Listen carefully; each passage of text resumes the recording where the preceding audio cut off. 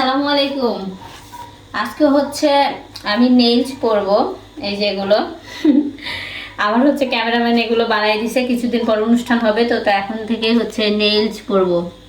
এটা এখান থেকে শুরু না, দেখেন এইরকম যারা যারা বানাই নেবেন তারা আমার সাথে যোগাযোগ করতে পারেন। এখন কত সুন্দর সুন্দর নেইলস আমার হচ্ছে মানে পিচ্চি ক্যামেরাম্যান এগুলো বানাইছে।